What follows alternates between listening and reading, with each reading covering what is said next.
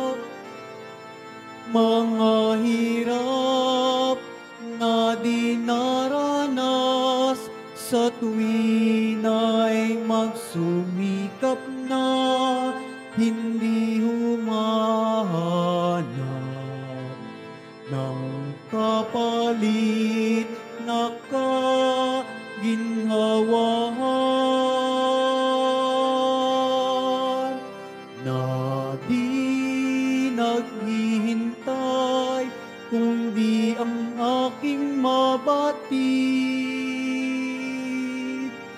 na ang loob mong siyang sinusundan.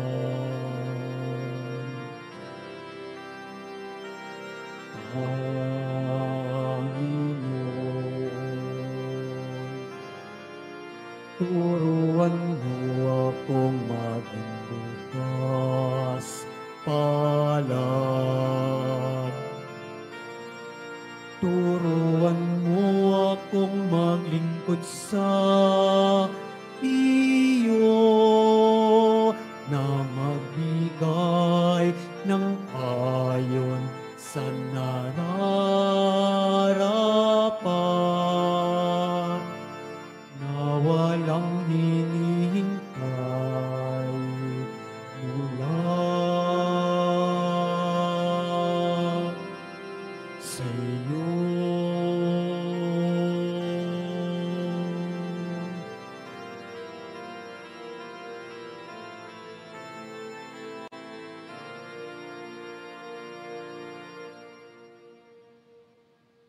Announcement, mga kadiboto, mabibili pa rin po sa ating Parish Finance Office ang Nazareno Images, Nazareno Medallion at Nazareno Novena Booklet. Available na po ang opisyal na kalendaryo para sa taong 2025 ng ating parokya. Sa mga nagnanais bumili, maaari kayong magtungo sa ating Parish Finance Office. Ito po ay nagkakahalaga ng 80 pesos. Paalala sa mga nagsisimba, pagkatapos ng misa, wiwisikan po ang lahat ng banal na tubig. Pinakikiusapan ng lahat na manatili lamang muna sa inyong mga lugar. Tanging sa Quezon Boulevard o sa Plaza San Juan lamang ang labasan ng lahat. Sumunod po tayo. Maraming salamat po sa inyong pagdalaw at pagsisimba sa Basilica Minor at Pambansang Dambana ni Jesus Nazareno. Magsitayo na po ang lahat. Manalangin tayo. Ama naming mapagmahal, kami pinagkalooban mo ng pagsasalo sa iyong kagalakan ay lagi nawang lumingon sa pinanggalingan nitong banal na pakikinabang upang kami wag mawalay sa iyo na aming hantungan sa pamamagitan ni Jesucristo kasama ng Espiritu Santo magpasawalang hanggan. Amen. Panalangin para sa mga kaluluwa. Mga kapatid, ating ipagdasal ang ating mga minamahal na yumao at ang lahat ng mga kaluluwa sa purgatorio. Panginoon naming Diyos, Ama namin, Ikaw pong dahilan ng aming pagsilang. Sa iyo galing ang aming hiram na buhay. Buong kababaang loob po kaming nananalangin at kami nagmamakaawang kalugdan mo po ang mga kaluluwa ng mga pumanaw na sa mundong ito. Sila naway magkamit na alisin mo ang anumang mga karumihan ng kasalanan upang sila ay maging marapat sa iyong walang hanggang kalinisan. Iahon mo sila mula sa purgatorio at bigyan ng puwang sa iyong kaharian sa langit. Kapayapaan kailanman ang igawad ng may kapal sa mga yumaong nanaw. Sila naway silayan ng iyong ilaw na walang hanggan. Amen. Mapanatag nawa sila sa kapayapaan. Amen.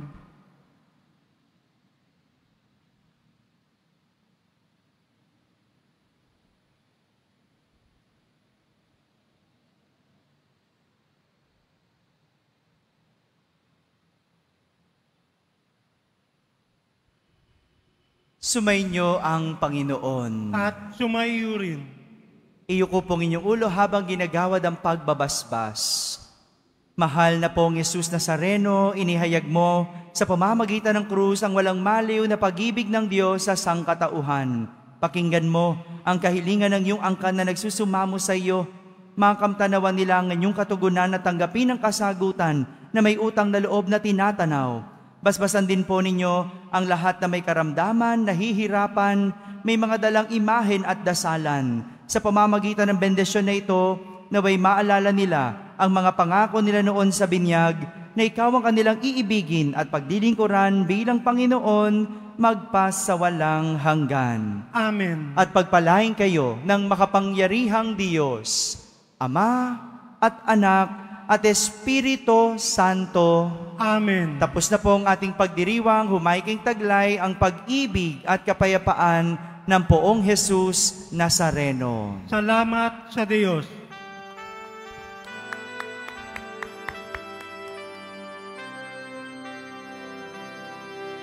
Nuestro Padre Jesus Nazareno, sinasamba ka namin. Pinipintuho ka namin. Aral mo ang aming buhay at kaligtasan. Nuestro Padre Jesus Nazareno, iligtas mo kami sa kasalanan.